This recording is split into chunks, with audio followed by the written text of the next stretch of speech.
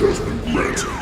Here's your host, Tim Bridgewater. Hello everyone, welcome to episode 63 of Rock the Dragon, a Dragon Ball Super podcast. I'm your host, Tim Bridgewater. Thank you everybody for coming back yet again as we dive further into this somewhat convoluted story of Goku Black and Future Zamasu with the weird Future Trunks timeline with the Super Dragon Balls, and it's getting a little bit crazy, but we'll break it down. We'll get more into it in a minute. Once again, my name's Tim Bridgewater. As always, you can find me at facebook.com/rockthedragonpodcast. Also, facebook.com/Tim Bridgewater Geek. I don't mention that one as much because, well, honestly, I don't use that page as much. I use the Rock the Dragon one the most. So that would be the best place for you to go if you want to reach out to me, have any questions, comments, concerns about anything. We have an email segment here called What Are You Saying? So if you have any questions, comments, or anything like that you want to share with me, you can send me an email at rockthedragonpodcast@gmail.com. You can also send me a Facebook message at facebook.com/rockthedragonpodcast. With that being said, I do have 2 emails that I'm going to read on today's episode for that segment. However, I will save those until the very end because, well, as normal, they pertain to the specific events of episode 63, so it definitely makes a lot more sense to just save those until the end. But what I will do is I got 2 new iTunes reviews, so I'm going to take a second to read these and acknowledge these because throughout those reviews, there also are a couple questions that are asked. So it's almost kind of a combination, what are you saying, and iTunes review in one. Okay, so I'll go ahead and we'll just jump into it, and we'll start off with this. The first review here is from Magician 1105. It says Dragon Ball Super episode 62, 5 stars. The 5 stars is for is my rating, not for the episode, but rating from me as a podcaster. It says, "Hey Tim, great podcast. Enjoy listening to you while I'm at work. I decided to write a review because this time." Okay, wait a second. You have some typos here. Let me start over. All right. "Hey, Tim, great podcast. Enjoy listening to you while I'm at work. I decided to write a review because this time I kind of noticed you don't get many. Like hearing your opinion on the episode where you talked about how Trunks' new power wasn't as impactful as they made it out to be. My question to you, if you could, how would you make Trunks' new power more of an impact? Because the main point of the story is about Goku and how he saves the day. Doesn't matter who's in trouble.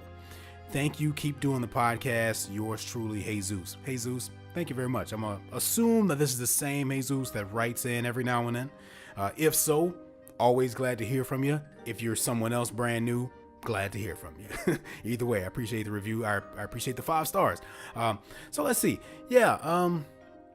So we talked a little bit about this on episode 62, obviously, and how, obviously Future Trunks got this new power up out of nowhere that was essentially, it kind of went unexplained. There wasn't really any sort of reasoning behind it other than it seemed like he just got angry. He got angry and he got a power up. And frankly, it didn't really seem to do much in episode 62. It didn't really turn into anything. There was no sort of obvious displays of new power to me. I feel like they kind of built up something that didn't necessarily pay off. And in episode 63, we do get to see him kind of go a little bit further with it. So I think what we can gather from that is that it's just a power boost that now it's hard to tell where he falls in line though, right? It's hard to tell if at this point he's just as strong as Goku Black and Zamasu. Is he stronger than Super Saiyan Blue Goku, at least at this point? Hopefully not, because that would be really dumb, right? And this is something that we talked about before, like it's you don't want to have a situation where Trunks all of a sudden just gets mad, and just because he got mad, he powered up, and now all of a sudden he's just as strong as these other characters after everything that they've gone through to get power. But it's kind of hard to tell because, once again, some of the events of this episode 63, he kind of puts up a pretty good fight, and it's just sort of a cheap power boost, right? So what would I do to make his power more of an impact? Well, I think, first of all, I would explain what the hell happened? What was that? Why did he get that? Why was he able to do that? What caused it? I mean, was he just pissed off? Once again, we talked about this with Gohan, so it's not like we know that the Dragon Ball world is definitely a world where people can just get mad and become stronger, because it happened with Gohan when he was a kid a lot. He would get angry and his power level would shoot up. The problem is that they never established that to be something that happens with Trunks, future Trunks, or present day Trunks for that matter. So the fact that he would just randomly sort of have this ability as an adult out of nowhere is a little bit weird. Not to mention, if he had that ability the entire time, why did it only manifest in that moment? Out of everything else that he's been through, right? Future Trunks has been through a lot. Okay, basically everybody that he knew and loved was killed. Okay, growing up. Now, he may have been a baby when a lot of that happened, so okay, you may say, well, it didn't affect him as much. But when Gohan was killed, he turned Super Saiyan. Fair enough. But Bulma was killed. We watched his mom. We watched future Bulma get killed this season in Dragon Ball Super. If he was going to get so mad to where he was going to power up and get a freaking a power boost all of a sudden, wouldn't that have been the moment? So there's just too many questions surrounding this transformation. I mean, he thought Mai was dead. He thought Mai got killed. That didn't trigger it either. So now all of a sudden, just because they're like making him feel like shit, because they're saying, hey, you're the reason why we exist, because you started messing around with time, and because of that, now we're here and now we're wiping everybody out. Now, don't get me wrong. Now, obviously, that's a lot to fall on someone's shoulders, right? That's a lot of blame to take. That's a lot of pressure on someone. So you may say, well, all of the weight of all of that was enough to manifest and trigger this transformation. But not only is it unexplained, okay, but it probably could have happened in a better way in different circumstances. So, number one, if I were to make Trunks' power more of an impact, I would explain what it was. Now, maybe they'll do that. They probably won't, but maybe they'll do that and they just haven't had time to do it because he doesn't even know himself, right? Because this wouldn't be the first time we've seen transformations happen and people have power-ups and they don't even realize in the moment that it's happening to them. It's not until someone asks about it, right? Or normally, if this was Dragon Ball Z, we would have had Krillin there on the sidelines. We would have had Piccolo on the sidelines. You would have had those additional characters to be the ones to ask the question and be like, whoa, his power level just shot up all of a sudden. Why? What happened? And then Piccolo would chime in, well, it probably did this, and this, and this, and this. And then, that's kind of the show's way of explaining, okay, this was a power level boost. We'll have Piccolo or some character like that, or maybe King Kai or someone who's really smart to kind of chime in and explain to the audience from their perspective maybe what caused that transformation. And I guess just in this situation, there's no one around to do that because future Trunks is essentially there by himself. I mean, yeah, Goku and Vegeta come back, but I guess there's really no reason, no time for anyone to really question that power boost. Question is, will they bring it up later on? Probably not, because Dragon Ball is not the greatest at acknowledging shit that they've did and explaining it. So that'd be the first thing I would do. The second thing is that I think it's always kind of cool. I think it would definitely be kind of cool if the powers for once just kind of manifested themselves in a way that is not limited to physical strength and agility increases, right? Like maybe it could be something else that we just kind of haven't seen before. I thought one of the coolest things about that Destroyer tournament was the character Hit, right? We'd never really seen a character who can like skip time, right? Those time skips, that was a new and sort of creative ability that they gave that character. And as a result, Goku had to change up the way he functioned and the way he viewed things in order to be able to stand a chance in that fight. So would have been cool had, I don't know, if they had to give Trunks some sort of a power up, give him some new ability that we haven't seen yet, but try to find a cool way of explaining it, and then you don't have a problem. And so that's what I would have done. Because like I said, I was talking about Hit, and that time skip, even though it seemed a little bit, convenient, right? Because one of the things about the Dragon Ball world is that they have a tendency to just make up shit whenever they feel like it. And that was something that they just made up for that character. But since he was from another universe, it kind of didn't, it was okay. So it would have been cool if a power sort of manifested like that in Trunks. Now, speaking of that, now this is a little bit off topic, so I guess I'll just go ahead and say, hey Zeus, thank you so much for that review. I hope that answered your question, and I will get to the second one in a second, but kind of talking about that made me kind of think about this. As a result of that fight against Hit, you remember Goku had to do like a Kaioken times 10 while in Super Saiyan Blue mode, right? And that was one of the coolest moments of the series so far. The question is, why hasn't he tried that again? Why hasn't he tried that yet? I mean, they're obviously at their wits' end here when it comes to Goku Black and Zamasu, right?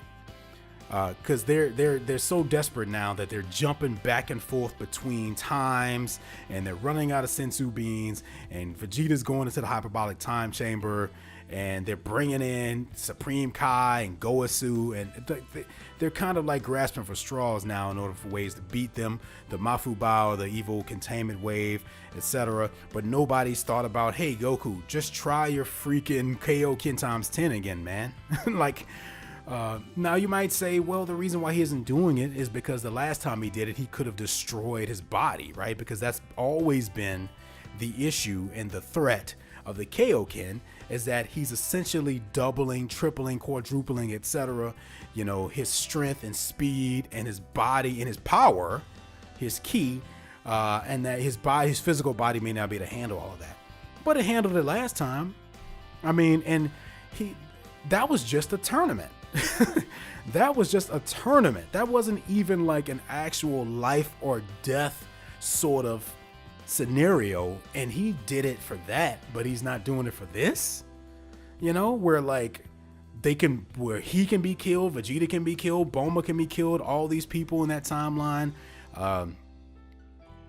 Trunks can be killed, and yet for some reason he hasn't thought about using that technique. Yeah, it's just kind of a plot hole. Kind of a plot hole. Because I know it wouldn't be the first thing he would try to do because of the toll that it takes on his body. But if he did it for some useless tournament, look, as much as I enjoyed the Destroyer tournament, I never felt like it had any real stakes. It was just more of like a fun side sort of thing to me. Because to me, Universe 7's Earth being transferred to Universe 6 never seemed like the worst thing, and that was the stakes of that tournament. That was the so-called threat, is that Universe 7's Earth would be transferred to Universe 6. I guess you could say, well, and then I guess the punishment, so to speak, would have been having Champa as your destroyer god, but he can't be much worse than Beerus, okay? Because remember when Beerus first showed up, he was ready to wipe everybody out. I mean, they made an entire movie about it. So, it was just never, the stakes there weren't as great. But now, and the stakes aren't necessarily as great either this time around. They're definitely more serious than they were in the Destroyer tournament, but they're probably still not as serious as I think they should be given what they're showing. But we'll get more to that as we get into the episode talk. But that just made me kind of think about that. It's just, did they really sort of explore all options here in terms of defeating these guys? No. And then they kind of conveniently forget things that they just did that they could do again. So, okay. Well, that's a little bit of an aside, but, a little food for thought for all you guys. Any questions about that? Comments, obviously, you can send me an email, rockthedragonpodcast@gmail.com. So now I'm going to go into the second review here. This one's from Dispo1. Says here, Tim's the man, 5 stars.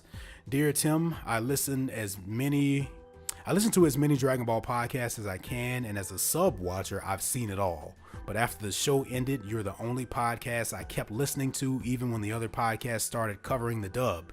You're doing a great job. Any chance of getting your thoughts on Infinity War? Chris, Dispo1, thank you so much for the review. Much appreciated. Been getting some 5 stars coming in lately. Hey, can't thank you guys enough for that. And obviously, man, yeah, that's a hell of a compliment there. So, I mean, I don't know what else to say, but thank you. Keep listening. Hopefully, the rest of you guys feel the same. If so, by all means, feel free to go leave me a review on iTunes, Apple Podcasts, etc. If you feel the same way. Any chance of getting your thoughts on Infinity War? Sure. So this is something that I can do. I'll take a couple minutes here to talk about Infinity War. Okay, Avengers of Infinity War. Obviously, I know this has nothing to do with Dragon Ball. But as my longtime listeners know, every now and then, if one of you guys asks nicely for my opinion on something unrelated to Dragon Ball, I'll take a couple minutes to talk about it. I've even done bonus episodes talking about other things like that, or I usually save it for, milestone episodes, episode 25, episode 50, etc. And I plan to kind of continue that tradition. So with that being said, I'm not going to go into too much detail about it here because this isn't one of those episodes. And honestly, I feel like everyone has been talking about Infinity War to death since it came out. And that's just, it's not, I don't think there's anything new that I can tell you guys that you don't already know. So, but if you're just kind of interested in just hearing my sort of brief opinions on it, I'll be happy to jump into it.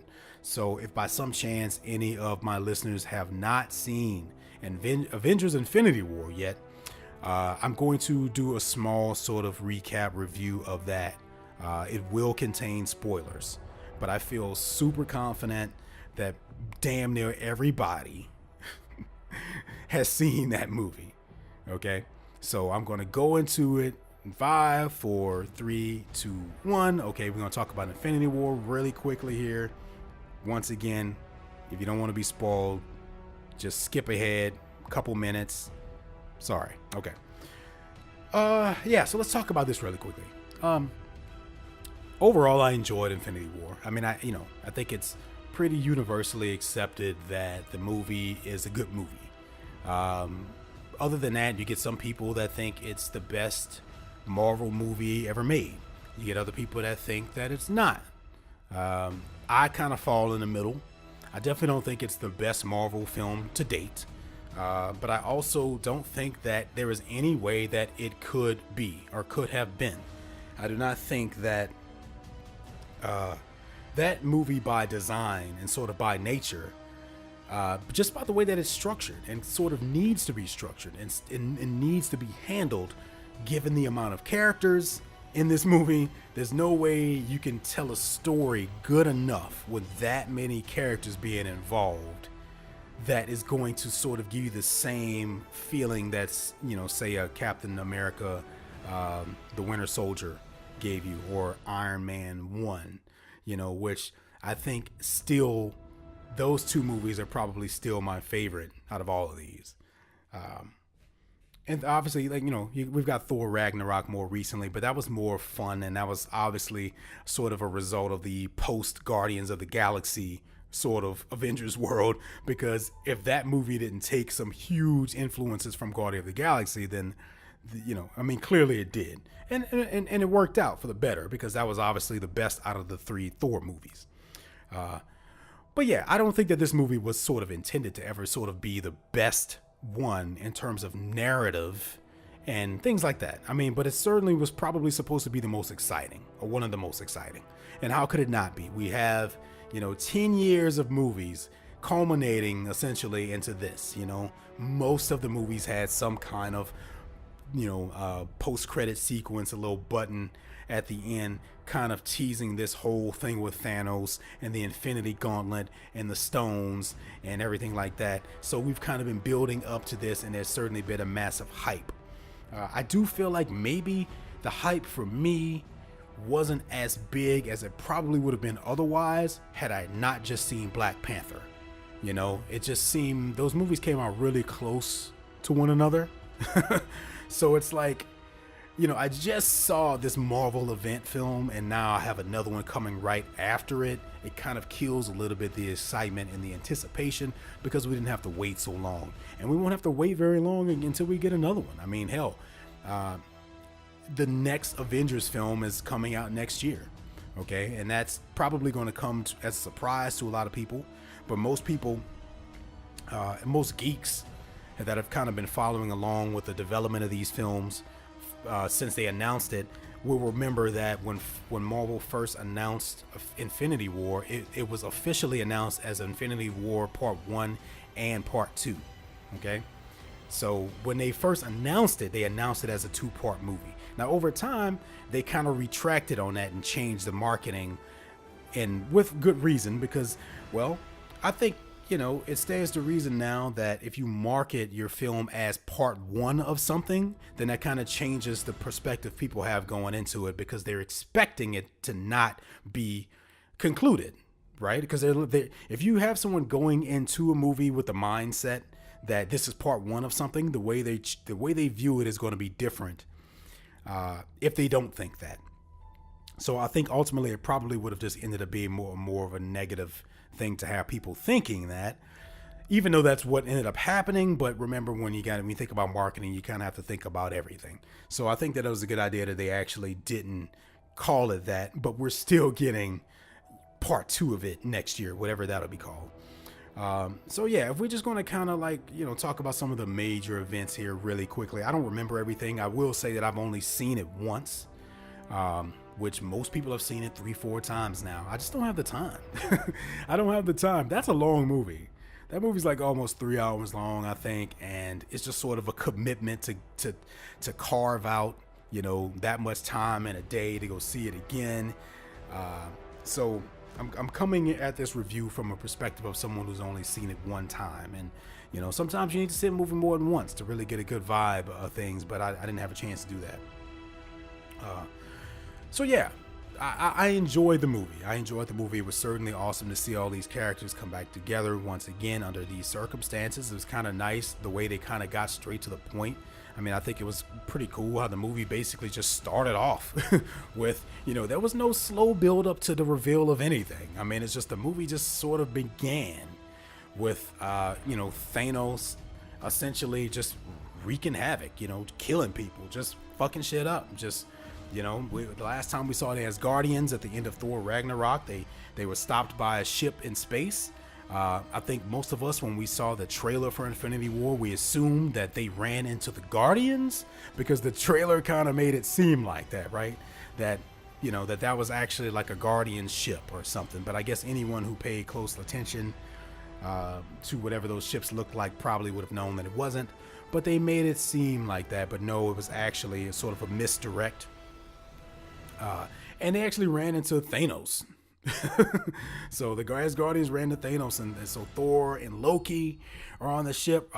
Remember, Heimdall's there, Hulk is there. Basically anyone who was left over alive from Ragnarok were on that ship. So we kind of, just sort of begin with the shit hitting the fan, and I almost feel like that's definitely, it's definitely a formula. There's a reason why they start those movies off like that, right? Because if you think about Avengers Part 1, it was like that. It started off with the shit hitting the fan. There was no build up. It started off with, I think, Loki coming through the portal and just kind of starting shit, right? And then in Age of Ultron, it began with them at this big battle, storming this place to get this information or whatever whoever they were looking for. I don't remember. But it's a formula. It's the reason why those movies start off like that, because they say, hey, we don't have to spend all this time establishing all this stuff. All these characters already. And this is where obviously these movies have a major advantage over the DC films. And this is why Justice League was such a freaking colossal failure, because they didn't take their time and establish and build this world out the way Marvel did. And that's why you can have a movie like Infinity War where it just starts with the action, basically, and we get a cool sequence here. I mean, we don't see Hulk much in this movie beyond the first couple minutes, because he gets his ass whipped by Thanos. I mean, and that was just a badass moment, and it does several things. It establishes how powerful Thanos is, and then it kind of sets this Hulk's story for the rest of the film, where he doesn't show up. You can only kind of assume that he's scared, because he's never gotten his ass handed to him like that. But he was kind of he and Thor were pretty much sort of the only survivors of that. Heimdall was taken out early on, but before he died, he managed to sort of blast Hulk back to Earth. Loki was killed here again. Of course, he's Loki, so you never know if he's really dead. But before, obviously he had the Tesseract, which was one of the Infinity Stones. So he, kind of hurt them in that way because, well, if he hadn't been hiding that thing, maybe Thanos wouldn't have gotten it. But Loki doesn't make it out as alive. And why it is kind of sad to see him go, he's one of those villains that they kept around for a long time. And in order to make room for new people, sometimes you have to get rid of people. And man, they get rid of some people in this movie. Thor's kind of broken here a little bit. He's beaten up. He doesn't have his hammer anymore. He lost his eye, etc.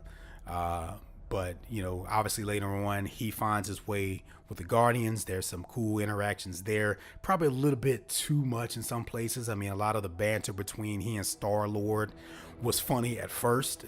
And I think it kind of got out of hand after a while because, you got to remember that if you're in a serious situation, which the threat of Thanos getting all of these Infinity Stones and snapping his fingers and immediately killing half of the universe, that's a serious situation. So I almost feel like they kind of pushed the humor a little too much in this film, especially with those two characters. But then we get more even later on in situations where people are trying to be funny, and I don't know. It was almost too much in some places, but obviously it's very cool to see, these characters cross paths finally, like Thor, and I feel like they did a very good job of sort of breaking all these characters up into groups, because had this been a movie where they tried to put everybody in the same place at the same time through the whole movie, certainly these characters would have been shortchanged.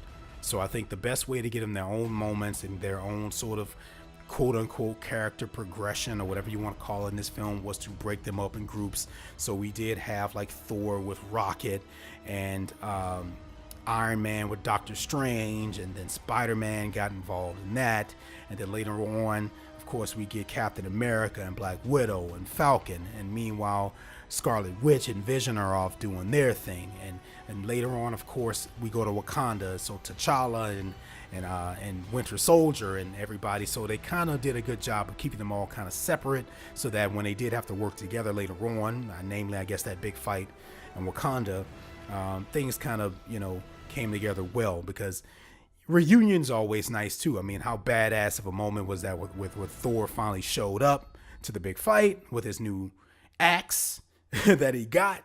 That was a whole side plot that I'm not exactly sure was necessary in the film, though. I'm talking about the whole thing with Thor having to go get a new axe or hammer. I did find myself being a little bit lost during there and wondering, okay, wait, what is he trying to do again? And why is it so important? I couldn't. And once again, I've only seen the movie once. And, like when you're watching a movie like that for the first time, you miss things because you're excited and people may be talking in the theater or whatever. So I'm sure a lot of you know the answers to this stuff, and that's totally fine. I will probably see it again at some point. But I found myself being a little bit confused as to why he was sort of going for, why that hammer was so important. It ended up being an axe. I mean, I guess it was just important for him in terms of having enough power to pose any sort of a threat to Thanos, but it's kind of hard to justify spending that much time in a side story in a movie that should be about much more than Thor's weapon, right? I mean, like I kind of get it, but it seems like every other character was sort of working on something with someone else, a greater sort of idea to sort of take down Thanos, trying to keep the stones out of his hands, etc. And we got a lot of that with Gamora and Star-Lord and that whole thing. Of course, we do lose Gamora in this film, sacrificed to get the Soul Stone. Nice cameo from Red Skull, for those who have been wondering what the hell happened to him since the first Captain America movie. Well, you find out here. He was sort of pulled down into this world and just kind of became twisted over time, and now he's sort of the guardian of the Soul Stone. I thought that was one of the coolest sort of things they did in there. But of course, Thanos does sacrifice Gamora to get the stone. I could see how that would be very devastating to some people. I like the Guardians movies, but those movies never really resonated with me as well as some of the other ones did. I don't know why. It's just sometimes you connect with characters, sometimes you don't. So I can't say I shed any tears during the movie at all, even though we do lose a lot of characters and everything. There's certainly this whole question of, at the end of the movie, what's going to happen now, right? Because, I'm kind of jumping ahead because this is already going on longer than I wanted to, and I'm sorry. I'm probably skipping over a bunch of other stuff you guys wanted to hear about, but, the main thing that everybody's talking about in this film, of course, is the fact that, well, at the end, Thanos does successfully, acquire all the Infinity Stones, and he snaps his fingers and half the population is wiped out across the universe. Okay. And I do think they did a pretty good job. Okay. Obviously this movie was about Thanos. Thanos was the main character in this movie. Okay. And that's totally fine because all the other characters have already gotten their movies. So I thought it was kind of cool to have it focus mainly on him. Now I will say this, it's a little bit counter sort of active than what we've sort of been taught to learn about Thanos based on his brief appearances in the other movies. Because this Thanos does not appear to be the same sort of grinning evil Thanos that we got in those post-credit scenes in the other movies. He's way more complex than that, which I'm glad he is, because one of the problems with the Marvel movies have just been sort of these two-dimensional villains, right? With the exception of a Loki. Every other villain has kind of been, with the exception of Loki and Killmonger, but that's really recent, right? I mean, Killmonger was really recent. So before all of that, they kind of had this problem with the villains just kind of being one and done, in and out, not really having much of a motivation, inspiration, reasons behind the madness. They do a fairly good job of sort of exploring Thanos in this movie in terms of that and his relationship with Gamora and Nebula, and his whole reasoning behind this, of course, being, that the universe itself is kind of overpopulated, and people are suffering more as a result of the overpopulation than they would be if they just were dead, or if they were just half as many people. And sometimes you have to make the hard decisions, quote unquote. And the best villains, I think, come from places where if you can find yourself kind of seeing their rationalization and kind of agreeing with them a little bit, that's probably a really good villain. And I think Killmonger and Thanos are probably the two best examples that we've seen of that recently. But yeah, so just to kind of jump ahead, obviously at the end, he pulls this off and he snaps his fingers, and then we get not everybody, half of the people just kind of disintegrating. And amongst those people are a lot of main characters, okay? Notice that all of the main Avengers stayed intact, okay? The original Avengers, but anyone that kind of came along after that was kind of new, Spider-Man, Doctor Strange, who else? Black Panther. I mean, they all kind of got disintegrated there. I could be wrong about Doctor Strange. I don't remember. But Spider-Man and Black Panther for sure. But, it's a little bit, it's kind of weird, right? Because in that moment, I'm supposed to be feeling this sadness. And I did. And I thought one of the most powerful things that they did with that whole sequence is I think they cut all the music out. If I'm wrong there, I'm sorry, but I don't remember there being any music there. And I think that added a level of seriousness to it that may have not been there had they had some kind of score going on at the same time. But I thought that was pretty cool.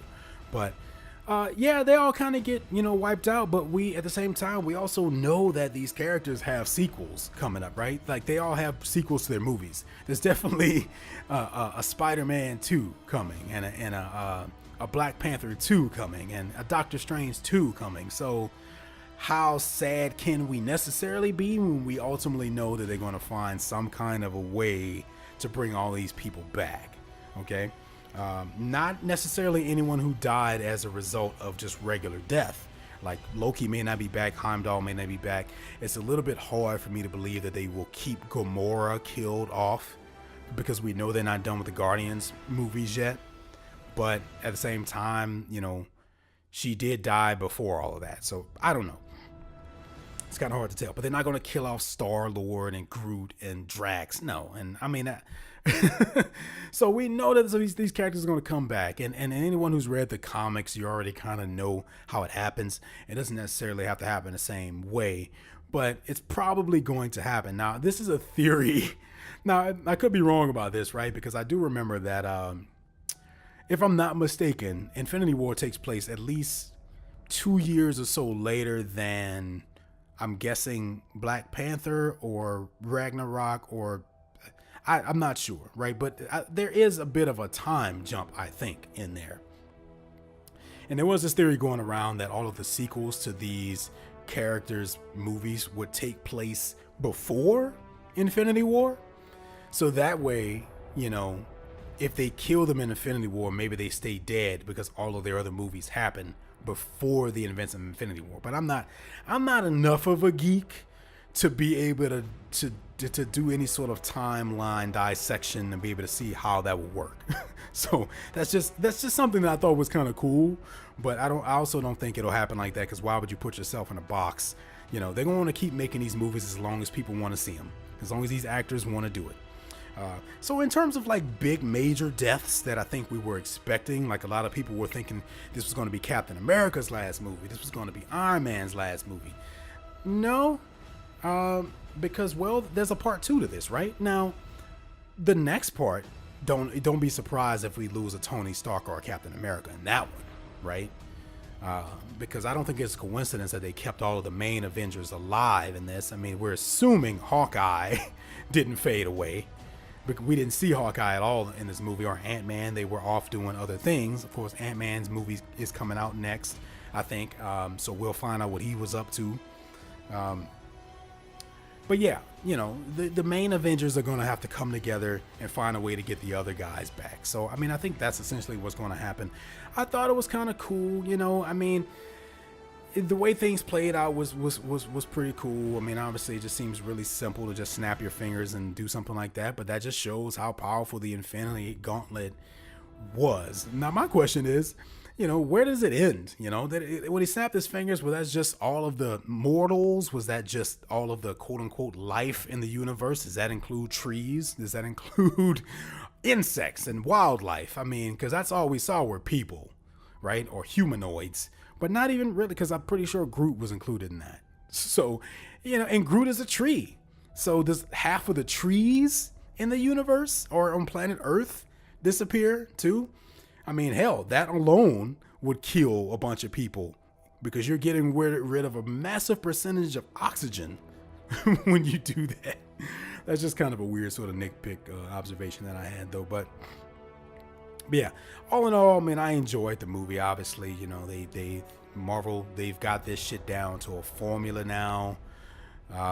You know, they've been pretty successful at it. Of course, we did get sort of a post-credits thing. If you didn't stay for that, you missed a brief scene showing Nick Fury and Maria Hill. They were just kind of in the midst of all of this sort of chaos in terms of you know, the result of what Thanos did, and they ultimately end up disintegrating too, but not before Samuel L., aka Nick Fury, can send out a page to what ends up being Captain Marvel. Okay, so that's obviously a movie that's coming out. I don't think anyone was surprised by that, and if you were, half of those people probably didn't. You know, Captain Marvel is not really the most known character if you're not a comic book reader. So general audiences probably had to go home and Google that image to find out what it was. But most of us, since we follow this kind of stuff, we already know who Captain Marvel is. We already knew when we saw that symbol that that's who it was. I almost wish they would have done something else there, you know, because we all kind of knew that movie was coming out. But okay, it's totally fine. I mean, I'm definitely invested. I've always been invested in the MCU. Nothing's going to change there. It's just these movies have become so sort of formulaic and sort of, you know, it's like you kind of know what to expect. You expect a pretty solid film every time. So there's nothing really more to dissect about that. Obviously, there's a lot of stuff I didn't touch on there, but this is a Dragon Ball podcast and I've already spent too much time talking about the movie. So at this point, we're going to go ahead and wrap up the Infinity War talk. Chris, I hope that gave you a fairly good idea of what my thoughts were on Infinity War. If by some chance you guys want to hear more, let me know, but that would take a lot of positive feedback in order for me to want to sit down and jump into this world again. Okay, so that about does it for that talk. Now, at this point, we're going to go ahead and shift over to the episode talk. Remember Dragon Ball Super? The show you guys care about for sure. That's why you're listening here. So we're going to jump on over and start talking about that. And so, of course, this episode of Rock the Dragon Podcast, episode 63, is going to cover episode 63 of Dragon Ball Super, titled, Don't You Disgrace Saiyan Cells. Vegeta's fierce battle commences. Okay, well, I mean, obviously, we know that there's going to be a fight. We know that it's going to be fierce. We know that it's going to involve Vegeta. And it's certainly going to involve some sort of perspective of Vegeta's where he feels like someone or something is disgracing Saiyan cells, which the only character who could possibly be doing that at this point would be Goku Black. Okay, so once again, the spoilerific title sort of prevails here. Okay, so we jump in with the episode. It kind of starts off, they remind us that Vegeta did go to the hyperbolic time chamber. Okay, so it jumps ahead, I guess, about 12 hours from the last episode. And we do just kind of see, Vegeta kind of powers up and just blows up the time chamber. No biggie. I guess he just does that now. I don't know. Look, we get it. We get it. Vegeta is a very rage-filled character, but it just makes no sense. It makes no sense from a practical sort of logical standpoint why he would do something like that. Why would he blow that place up? Like, they clearly need it. He just fucking used it. Like, don't do things just because it serves the character well if it doesn't serve the story. Like, it just doesn't make any sense that he would blow up the damn hyperbolic time chamber. Because he's just powering up. And yeah, they can rebuild it because they've done it before. But still, it's like, what if Goku wanted to go in next and use it, or someone else wanted to use it? It's just, I don't like when they do things for the sake of a cool moment that don't make any sense, right? So he blows it up. He flies off. Goku's pretty much getting the jar. Remember, he's learned the Evo Containment Wave at this point. So we know that they've kind of jumped ahead later on in the day or the next day, and now they're essentially just kind of getting ready to go back to the future.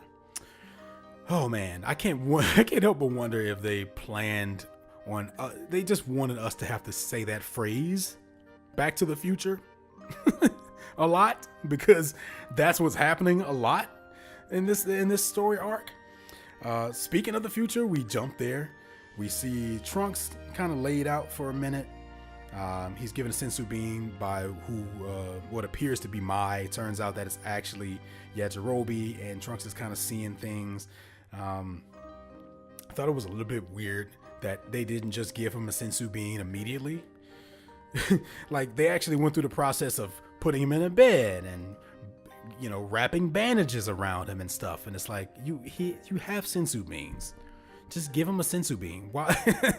You wasted time putting bandages on him when all you have to do is just give him a damn sensu bean. So Yajirobe does that. Now, what's funny here is that there's a moment where Trunks is like, "Oh, you gave me a sensu bean? Please don't tell me you did it mouth to mouth." So he's referencing the moment where he put a sensu bean in his mouth and then put it in Mai's mouth. Which I thought was super weird, right? Because that's not something they ever really did before. And it seems, and based on what happens after this, which is a moment where the kids run into the room and Yajirobe says, "They crushed up your sensu bean. They crushed up your sensu bean." So, to make it easier for Trunks to swallow. And they're just acting like this is normal. These characters have never had a problem swallowing sensu beans before, people. Can someone tell the writers that we've watched unconscious people take sensu beans many times in Dragon Ball Z. Now all of a sudden they feel like they have to sort of explain how they're able to chew it while they're laid out or unconscious or weak. I don't think anyone's complaining about that. Now, it may have been one of those nitpicks. Yeah. I mean, I guess if you're if you're going through a list of all of the complaints and the nitpicks and shit about Dragon Ball Z over the past 20 years, that's probably in there somewhere. And they probably said, well, this is a reoccurring question that people have. Why can people chew sensu beans when they're knocked out? So they probably said, well, now we're going to sort of explain that someone crushes it up for him. And I guess that's technically what Trunks was doing, when we all know he was just being a creeper and he just wanted to kiss Mai, okay? So don't try to change our minds on that. But yeah, I guess now they're trying to backtrack and say, well, that's why they do it. I don't know. I mean, you know, I guess if you don't learn anything from your past quote unquote mistakes, then that's bad. So maybe this is just another example of that. And another example, I think, is how things are flying or appear to be happening so quickly, right? Because in one episode they go back to the past and then they train, and then in the next episode they go back to the future and fight again. There's a lot of stuff happening. But if this was Dragon Ball Z, there would have been a couple of filler type episodes in there that would have slowed all of this stuff down. And I guess another one of the main complaints that people have had over the years about Dragon Ball Z was the episodes where they just kind of stood around and talked, right? So how do you remedy that? Well, you try to keep the action going, but unless you have a really good well thought out way of doing it, you get a lot of what's happening now. And that's them sort of jumping back and forth between timelines, you know, giving them reasons to go back and then come back and then go back again and come back when, you know, I don't know, maybe they could have just gotten to the point and made this shit half the length. I mean, I'm enjoying what I'm seeing here for the most part. This is still some of the better stuff we've seen this series for sure. But I'm being honest and say that it's kind of struggling a little bit right now in terms of all the jumping back and forth. They're fighting and then they stop, and then they're fighting and then they stop. You know, it's like, how many times are you going to do that? But basically, Trunks, you know, he comes to, and then he's wondering, okay, so where is the real Mai? Well, we find out that apparently just now, and we don't know how because they didn't tell us how, but she discovered Goku Black and Zamasu's hideout, which is not really well hidden. I mean, it's kind of the only house on this mountain that's pretty much easy to see. But I guess they followed them back there somehow. I don't know. I guess we don't need to know. It's Dragon Ball. Why ask, right? But essentially, she's just kind of going on this sort of solo-ish mission where she decides she wants to try to snipe Goku Black. Okay, using they give some kind of stupid explanation about it being a bullet that Future Bulma designed that has a greater kinetic impact or something. Whatever. We all know that bullets, no matter what the hell they're made out of, it's not going to do anything to these damn characters in this world. But for some reason, the characters in the world still don't seem to understand that. So I don't know exactly what she thought was going to happen with this. And I guess maybe something could have happened, maybe, if she would have actually hit him. But the way that they made it play out is that she actually hit his earring. Okay, so she essentially loads up the gun. Goku Black and Zamasu are having a conversation, drinking tea. She takes the shot, and then they show his earring kind of wobble back and forth for a second. So I just took that as she hit the earring, she didn't hit him. Which is kind of ridiculous, right? Because when they show that close-up of Goku Black through her scope, that ear, you can't even see his left ear. So how the hell she managed to hit that earring, I'll never know. Because she's not even on that side of him. So whatever.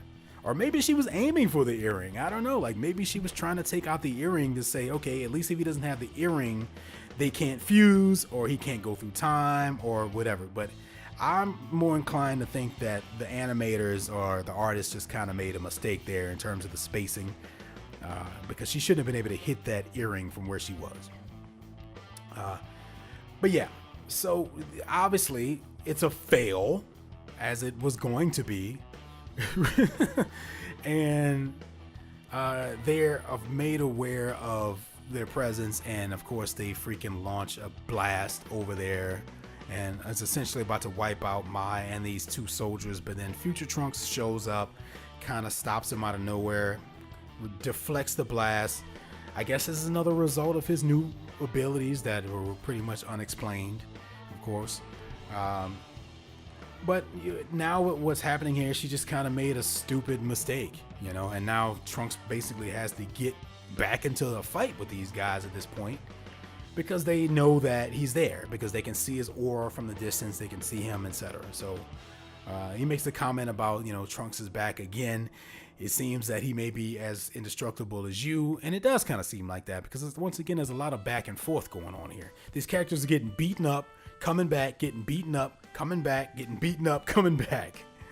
But it's happening so quickly that it's just, I don't know. It's just something very off about that. Maybe they should have taken a little bit more time, but once again, from a show perspective, if one of your main complaints was that a lot of your episodes are people standing around talking, how do you fix that? Well, you get them back into the fight as soon as possible. So I think that's what's going on here, even though it's weird.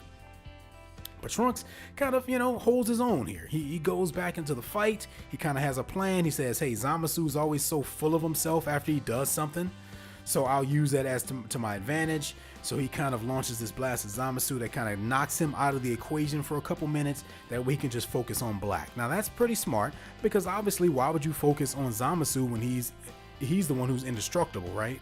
As far as we know, Goku Black can be killed. So that's a very smart tactic. Get Zamasu out of the way, focus on Goku Black, hopefully kill him before the other one has a chance to come back. And he gets in some good moments here, some good fights, some pretty decent animation. I mean, some stuff we haven't really seen from Trunks. He unleashes a Gallic gun at Goku Black, kind of knocks him back into this mountain. It's pretty, no complaints about this sequence in terms of the action. It's pretty cool. The question is once again, how did he get this damn power up that he's all of a sudden strong enough to do this kind of a resistance against Black? But he mentions here that he's running out of power. He's essentially put 90% or so of his power into that attack. So that makes it a little bit more understandable too. But he knows he still has Zamasu to deal with, and it doesn't take long for him to kind of go back down, see Zamasu's reflection in the sword, and then he's saying, okay, well, I really don't have much power left at this point to do much more than this. But he puts up a pretty decent fight for a while. It helps that Mai kind of shows up, and even though she was supposed to have left, and kind of distracts Zamasu for a minute and gives Trunks some time to kind of think. But we know at this point he's kind of running out of power. So he says that he has basically one attack that he can do left, that he can still kind of pull off. And it's kind of revealed here that, he's essentially about to blow himself up. And we know that these characters do have the ability to do that. We saw Vegeta do it against Buu. And Trunks is saying, hey, at this point, all I can do is just kind of explode and hope I take you out with me. But before he gets a chance to do that, of course, Goku Black recovers, comes back, Trunks gets stabbed. There's been a lot of stabbing going on this saga with these characters, and they always end up healing and being okay though. But then as that happens, bam, we get the arrival, of course, of Goku and Vegeta and Bulma. They're back to the future. Copyright Robert Zemeckis 1984, whenever that came out. Shit, because I feel like I have to say that every time I say Back to the Future. It just feels weird. Okay. Anyway, so they show up, at the nick of time. Of course, Trunks is kind of laid out. Vegeta makes this comment about Trunks barely being alive, and they kind of make a moment out of it, which makes it even less believable later on when something happens, which I'll get to in a moment. But yeah, so they show up. I don't know how they knew exactly where they were, because usually the time machine would manifest sort of in the same place that it left, right? Which was always close to Capsule Corp, if I'm remembering correctly. I don't know. It just seemed like that they were way out near Goku Black's and Zamasu's hideout in the mountains. So I don't know how they would have known where they were, but now somehow they're back in the city. So I guess somewhere throughout this fighting, they knocked each other back into the city. I don't know. For all that matter, I don't know how the hell Mai found them when they could have been anywhere on the planet. but I guess that they just decided to just make their base of operations right outside this one specific city, which I guess is okay, because if they're expecting to kill Trunks and kill Vegeta and Goku, then they would hang around an area that they know that they would come back to. But yeah, so they blow up the time machine, okay? But they kind of conveniently only sort of light it on fire. It's not completely obliterated like they probably would have done otherwise. Conveniently for the story, because they want to keep that jar intact, or at least intact enough to reassemble it, which is something they kind of get to a little bit later. But there's sort of a little brief conversation here between Vegeta and Goku about what happened to the jar, and they mentioned that it was still in the time machine, and it's a little banter, and it's kind of funny because Goku Black and Zamasu are kind of talking and doing their villain thing, but they're not even listening to them, so it's kind of a humorous moment there. But we get some, I think one of the best things we get in this episode, and hence the title of the episode, is we get a lot of good Vegeta stuff. So there's some some good Vegeta stuff, some good dialogue here that we'll talk more about in a minute. But all of a sudden, Gowasu and Shin appear. Okay, Gowasu, Supreme Kai of the main timeline of Universe 10. Okay, and of course Shin, Supreme Kai of main timeline Universe 7. Okay, now they both show up. And we quickly put two and two together, and we say, okay, we saw Beerus go to Gowasu. So everything that he told him made Gowasu decide, along with Shin, to go to this alternate timeline and I guess try to sort of appeal to Zamasu. So they show up, and Gowasu is immediately looking at, alternate timeline Zamasu and saying, how could you do this? How dare you strike me down? They say, you're talking to the wrong one. You need to be talking to Goku Black, the one that you know is inside him, which is not necessarily true, right?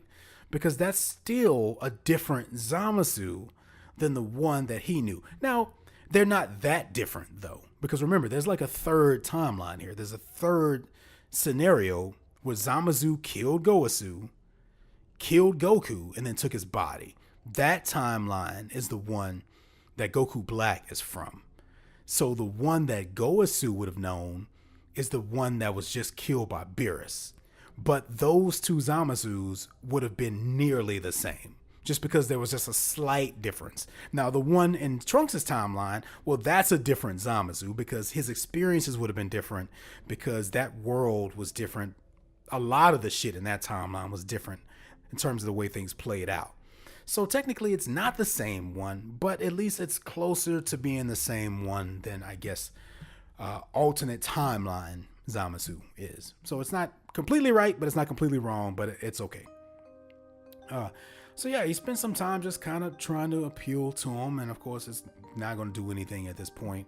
And then we get some kind of unnecessary, kind of pointless banter, I think, here that happens. And long story short, they get to the point and they decide to stay. Goku saying, you guys should get out of here now. You've kind of done what you could. Now it's time for you to leave because you're only getting our way. And they're saying, hey, no, we decided we want to stay here. We want to stay. Okay. And they do make some conversation about, Goku is the one who brings up, well, what about Whis? It says they destroyed all of the gods, but what about Whis? Whis is even more badass than Beerus. What could they have done to get rid of him?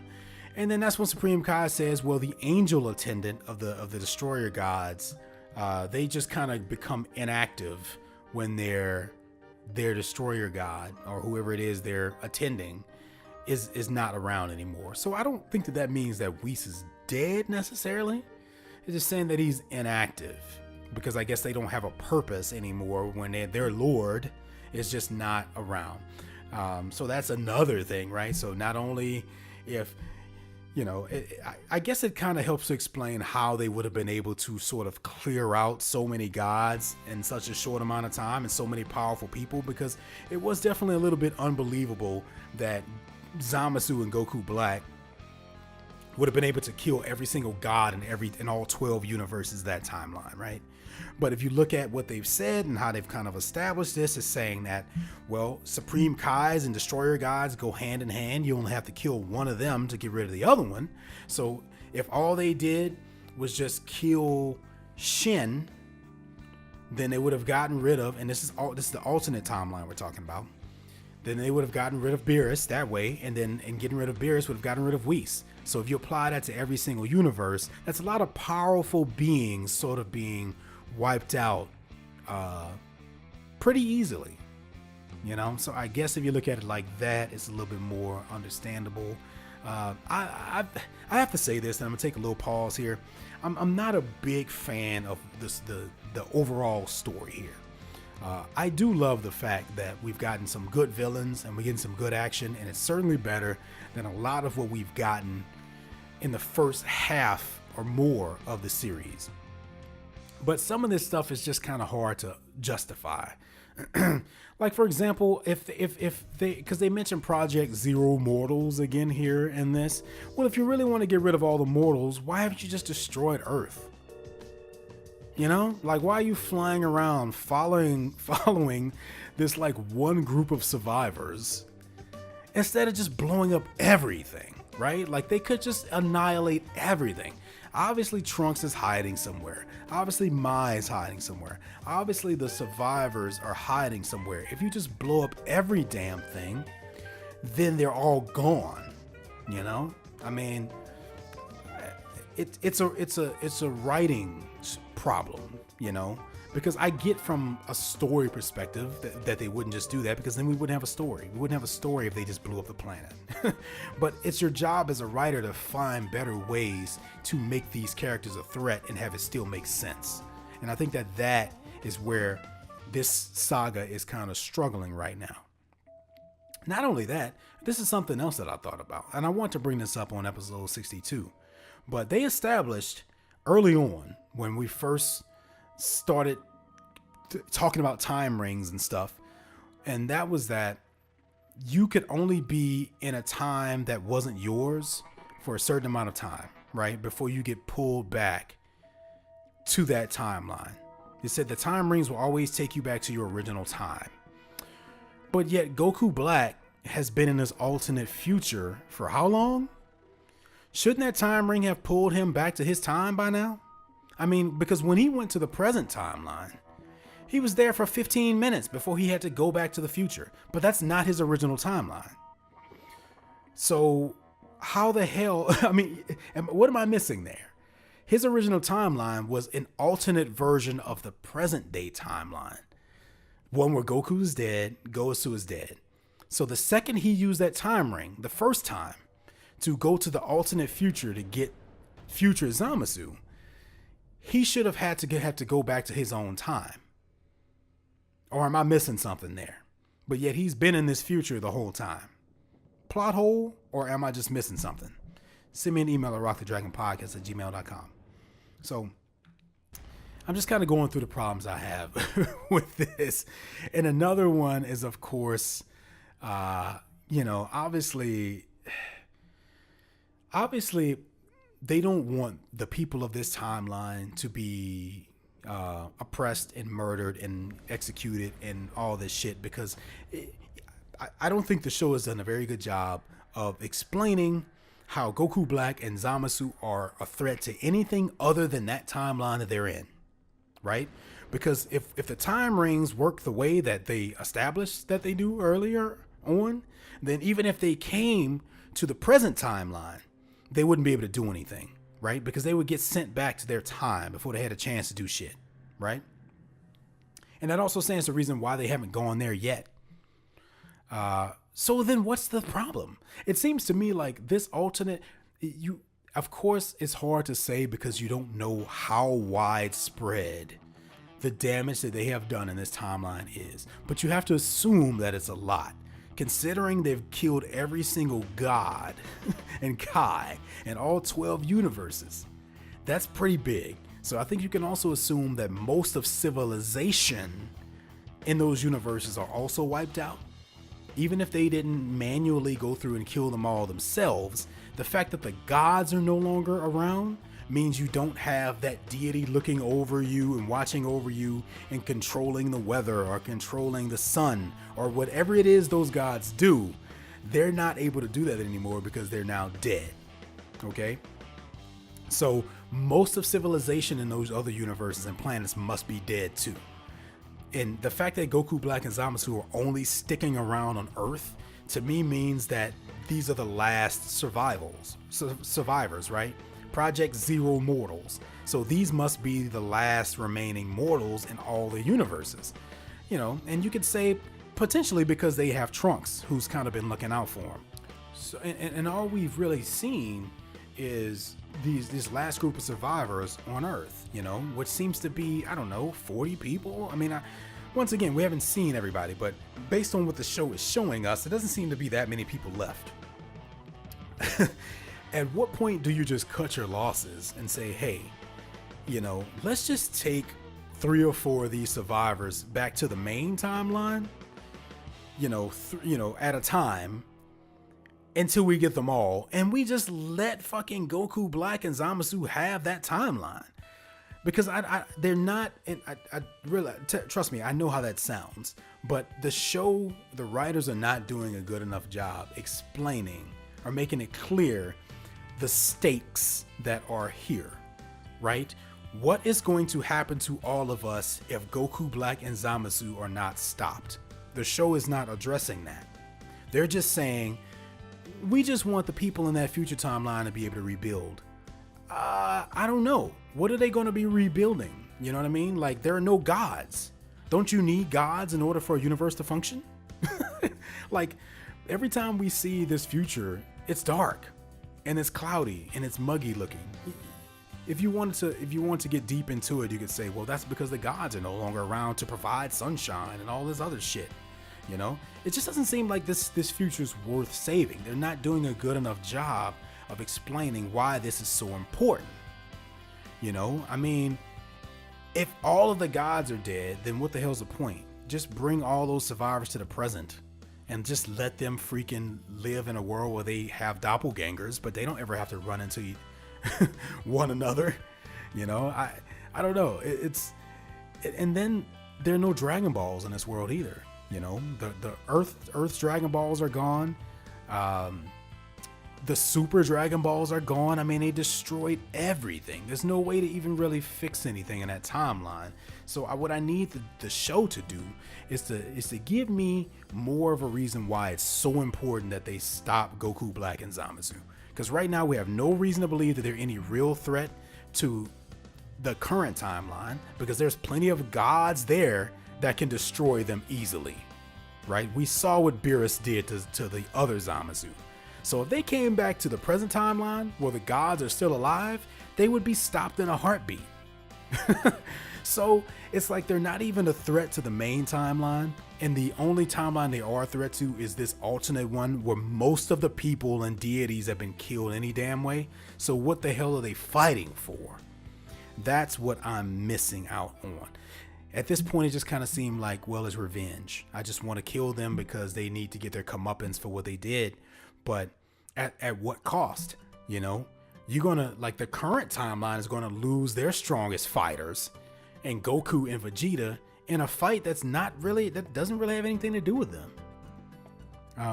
So I'm just saying, from a writing perspective, these are things that I wish that they would have thought about to kind of make this whole thing a little bit easier to swallow and to make a little bit more sense. Okay. Anyway, okay. Back to the main episode talk. Okay. So yeah, Goku and Vegeta kind of power up because they tried to smoke the Kais. Goku Black and Zamasu tried to smoke the Kais with a blast, but they kind of defend them and said, hey, you know, here's your chance to get out of here now. We don't really need you here. But they decided they want to stay. Goku and Vegeta have a quick little sort of conversation about, you know, which one of you, you know, who's going to take who. And this is where a lot of this good dialogue comes in at, where Vegeta is saying, hey, I was never afraid of you, Kakarot. So why would I be afraid of the counterfeit you? And that was good. Okay, I've been talking about a lot of negative shit this episode. And I'm sorry, but obviously it's just easier to talk about the negative stuff than it does the positive. I mean, just ask the news, right? That's just the way it is. But this is where the episode kind of really picks up on, because we get a lot of sweet sort of Vegeta action here. They kind of launch into the fight, and we get a lot of sweet fight action. So once again, this is usually the highlights of the episode. The animation here is okay for the most part, but what's important is that Goku Black is taking he's aware that there's a change in Vegeta, because he notices that Vegeta is stronger than he was the last time they fought. Of course, we know that Vegeta got about 6 months worth of training in the hyperbolic time chamber, and it obviously made a huge difference, because Vegeta is essentially just kind of wrecking Goku Black. We don't get as much focus on Goku and Zamasu. I mean, he does get some good shots in. He does some good stuff. But at the same time, there's no investment in that fight, because we know Zamasu can't be hurt. Okay? So, at what point are you going to stop making people fight him when we know it's not going to do anything? Okay? I mean, I don't know. It's just, it's kind of an empty fight if there's no threat or no sort of, stakes. But then we can't forget that Bulma's here, right? And she conveniently, oh man, get out of jail free card, man.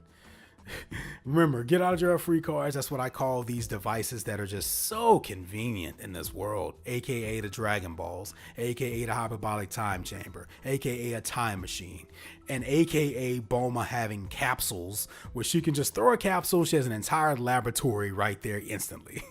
I mean, don't get me wrong. I know that capsules are nothing new to this world, but it's just so convenient sometimes where it's just kind of frustrating. Because now she's basically saying, look, I can just rebuild a freaking time machine right here. I have so much practice with it. And I brought these capsules with me so that the other one is destroyed, because I was thinking, when they destroyed the other time machine, well, damn, how they gonna get home now? Well, it's super convenient that Bulma's here. Now she can just build another one in 5 minutes during the fight, I guess. But they're also working on reconstructing the Mafuba, the jar, for the evil containment wave. So Trunks is over there helping her. Now here's what I wanted to come back to. I mentioned this earlier in terms of Trunks getting that hole cut in him. Are we supposed to assume that Mai gave him another sensu bean? Because dude just pops up. I mean, he's laid out. Mai shows up, and he just sits up with a smile on his face. It's like, wait a second. They didn't show her give him a sensu bean. So either they just forgot that he had just gotten stabbed through the stomach, like all the way through, or I guess she gave him a sensu bean and just didn't show it. Because then the next time we see him, he's up on his feet and he's walking around and he's talking to Bulma about gluing that jar back together. So I don't know. Maybe I need to watch the episode for a fourth time or a third time, but that wasn't clear. That, one moment he was laid out because he got stabbed through the stomach. The next moment he's up walking around like there's nothing. But that's kind of going on in the sidelines now while Vegeta and Goku are kind of fighting Goku Black and Zamasu. Now we go back to Vegeta, and yeah, we do get to see that rage, and we see him pummeling Goku Black. And this is where, once again, I like to point this out. I've been playing Dragon Ball FighterZ, and now I get to see where they're getting some of the moves from that they put in the game, and now I see where they got that Vegeta pummel, because Super Saiyan Blue Vegeta in the game does a move where he powers up and then he like slams a person in the ground and he pummels them, and I assume this is where that came from. So just kind of a nice little Easter egg, thing for me. Since I didn't watch the Japanese dub, I didn't know where they got that from, but now I know. So that's cool. But this is where he starts to make the whole speech about the Saiyan cells, right? He's saying that, like, you're in this body and you didn't earn the right to be in this body. It's a Saiyan body. This body went through a lot to become what it is now, and that's not you. And you'll never be Goku. So, you know, we get some classic Vegeta sort of talk here, along with some classic Vegeta beatdowns. And then I love it, he picks Goku Black up by his hair, and he's like, you're an imposter. You're a Saiyan imposter. And if you want to know why, you know, I'm here right now and I'm the best, because I'm the real deal. I'm Prince Vegeta. Hey, there's no arguing with that. No arguing with that. Hell of an ending for an episode. Hell of an ending. You know, as long as they give us moments like that, then I think it'll keep us relatively satisfied. I mean, a lot of this other stuff may not make sense, may not be great, but if you bring back those true to character Dragon Ball Z moments that we love, then you'll probably keep us relatively satisfied. Because all in all, there's just a lot of problems I have with this entire saga at this point. Storyline wise, Goku Black's origin, I'm not really sold on. But if we get the good moments, the moments that matter, the moments of strength and power and passion that Dragon Ball Z was known for, then, you know, I'll be willing to just kind of stick with it and let it all slide. So what do you think about that? What are you saying? Send me an email at rockthedragonpodcast@gmail.com. Speaking of that, now it's time to shift over to that segment. This is an extended episode for you guys. I hope you enjoy it, and maybe it'll kind of make up for the fact that it's a little bit late this week. So yeah, we're going to jump into these emails really quickly here. The first email I have here is from Ricky. Ricky, always good to hear from you. Ricky writes, I just finished watching episode 63, and I just have to say, quote, I am the real deal, the Prince of all Saiyans, end quote. Listening to Vegeta claim his title mid-battle made me really hype about this episode. It took me back to all those DBZ episodes where he had done the same. Trunks' fight with Black was a great way to kick off the episode. I hope they eventually make a card for Dokkan Battle where Trunks does that punch combo followed by a giant point-blank Gallic gun as a super attack. I had very little to complain about this episode, and I hope the follow-up in episode 64 is just as strong. As always, loving the podcast, Ricky. Ricky, thanks again. Yes, as I just finished saying, obviously some really good moments there from Vegeta. Obviously, you know, the short battle we got with Trunks against them was pretty good. It would be very cool to see them sort of I was just talking about how they take moves directly from the show and put them in the games. So I would also like to see that, because the future Trunks in Dragon Ball FighterZ right now is based on future Trunks from Dragon Ball Z. So he doesn't do that. He doesn't have a Gallic gun. He doesn't have a Super Saiyan Rage mode or whatever. He just has his standard sort of Dragon Ball Z stuff. Now, hopefully over time, maybe they'll release something where they introduce new moves or an alternate version of him. That would be cool. It'd be cool to see that. But yeah, so yeah, Ricky, I'm glad you were excited about it. Pretty cool stuff.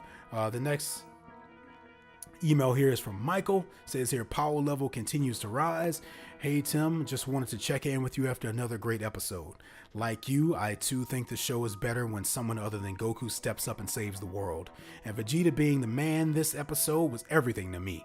Don't get me wrong, Trunks is my boy and I would really like an idea of exactly how strong he is now, but Vegeta, the man is putting in serious work right now. Of course, I have to be pessimistic because he has a history of getting up big in battle and finding a way to lose it. Vegeta loses leads like the Raptors. Vegeta loses leads like the Raptors. It's a basketball reference. I'm sure most of you guys hopefully know that. Yeah. Man, I'm just so excited with what I've seen. My only wish was that we could have seen Vegeta training before this battle. I understand the pace of this series is a lot faster, but it would have been nice to take another trip to the hyperbolic time chamber, arguably my favorite thing about this world. By the way, I hope they can rebuild the entrance to it. Just had a thought. What would you do if you had access to a real hyperbolic time chamber? I could sure use one. Keep it going, man. You're doing great. Cheers. Michael. Although you can call me Mike because that's what my friends do. Well, Mike, thank you so much for the email, man. I appreciate it as always. Let's see if we can kind of dissect your email here. Yeah, obviously a lot of good moments here with Vegeta. Yeah, but you're absolutely right. You know, if the history of Dragon Ball Super and Dragon Ball Z have showed us anything, is that Vegeta has the upper hand right now. But it's just a matter of time before he somehow gets knocked out again, because unfortunately that just happens every fight. And I hope that that's something that they change, because I've said this a million times. It'd be super awesome to see Vegeta be the one to actually sort of save the day for once. But he does have a tendency of getting really, really strong, doing something, but then somehow making a mistake, getting too proud, and then getting beat down. And that could happen on the very next episode. Yeah, it would have been nice to see Vegeta in the hyperbolic time chamber a little bit. Absolutely. And I was just talking about this earlier. You know, I think it's definitely, if this was Dragon Ball Z, we would have spent some time with him in that chamber, you know, for those 6 hours. They would have dragged it out a little bit, and we may have gotten some good stuff. Because I think I didn't mind those episodes. I like to see them train. It made a lot more sense, and it felt a lot more impactful when you see the results of their training, right? Because you spent some time with him while training, but you don't see him train. So it's almost like, you know, if we go all the way back to the Frieza saga, okay, the return of Frieza in Dragon Ball Super, I mean, where we heard the story of Frieza training, we didn't see any of it. We may have seen one flashback, but then all of a sudden he was just as strong as everyone else. And I never liked that. And I don't really like it here. It's a little bit more understandable with Vegeta though, because, well, he was already Super Saiyan Blue. So it's like, it's not like he had a completely new transformation like Frieza did. Well, all of a sudden he could turn golden. It was like, wow, he did all of that without us seeing any of his training. But he was a bad guy, and they never really showed the bad guys train, so I guess it would have made sense. But would have been an opportunity for them to show us something we hadn't seen before, right? But yeah, so it would have been nice to see that, but they just kind of skip ahead, and he just blows it up. So I guess we'll see what happens. What would I do if I had access to a real hyperbolic time chamber? Oh man, you know, I've always thought it'd be incredibly difficult to be forced to sort of stay in a room for 6 months or a year, because I think you can only go 6 months or a year, right? Like you can't just go in there for like a day. I mean, like a day in hyperbolic time chamber times, which I guess would be an hour or something in the real world. I don't know. I'm gonna mess something up. But yeah, you know, if it was that huge, just white sort of void, I don't think I could go in there for a year. You know, I've always found that to be a little bit of a stretch, to think that these characters would go in there by themselves or one other person for like a whole year. I mean, that's a long time. I know only a day passes outside, but inside it's a year to them, right? So I would have to find a really good reason to do that. If powers worked in our world the way they do in theirs, then I could say, okay, I need to train and become stronger and raise my power level. But in our world, you know, I might as well just stay outside and train for an actual year. It'll be the same result, right? The way our powers work and our abilities work. So yeah, I don't know if I'd use it. I really don't. I think I'd have to find some other way. It may not be tied to training, but maybe something else. I don't know. But yeah, maybe I just go in there for a year and work on my acting skills or my editing skills or something, and come out and all of a sudden be better. I don't know. What would you use it for? Okay, Mike, thanks so much for the email. I very much appreciate it. Always good to hear from you guys. Man, if anyone else wants to say anything, send me an email at rockthedragonpodcast@gmail.com. I'm going to end on this note. I'm going to say that I have a little bit of time off this week. I'm actually transitioning. I left my old job, starting a new job. I just had a film screen that as an actor that I was in this past weekend. So that was exciting. Also, the Louisiana Ghostbusters just released a new trailer for episode 3, which I made. So if you see that trailer, I'm the one who made that.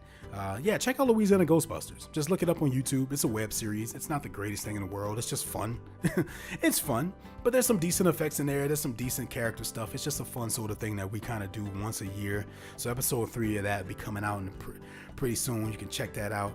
But also, finally, hopefully this week, I'll get around to some of those other things that I've been teasing for you guys, okay? So I have this plan where I'm gonna kind of release some more Dragon Ball related content, but I need your positive feedback. As always, those commentary tracks are still coming. Hopefully I can get those out this week.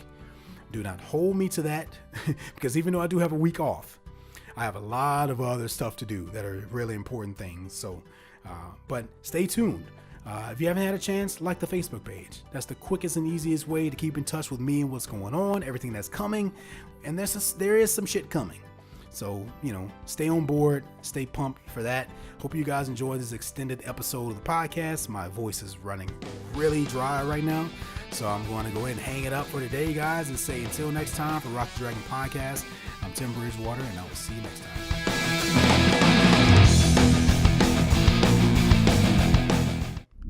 Guys, look, you're already here, okay? You might as well go ahead and watch another video. I mean, why waste your time going anywhere else? There's plenty of videos right here, right in your face. Go ahead and click. Make sure you head over to facebook.com/rockthedragonpodcast. Like, subscribe, share, comment. You know it. Do it all, baby. We're going to do it. It's a good year. Yeah, I'm running out of time.